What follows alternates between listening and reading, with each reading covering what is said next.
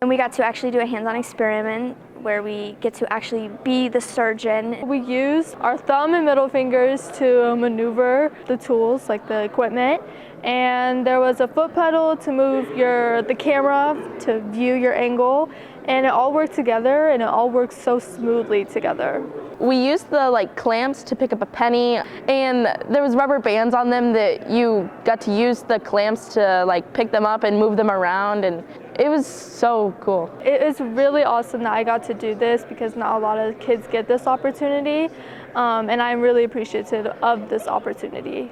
Having this building and all these programs and businesses that want to work with us and give high school students the experience, it's so amazing, and I value it so much. This is a once-in-a-lifetime experience to be a high school student, to have a multi-million-dollar machine come into the building, and me to be able to hands-on experience and work the machine and be the surgeon is it's very crazy. Not a lot of people get to do that. Obviously, I'm going to college next year to pursue a career in the medical field. I'm still not really exactly sure what I want to do, but having these experiences, it helps me dig deeper and get a better understanding of what I want to do and what I really don't want to do. So having this experience kind of opened my doors a little bit more back into surgery.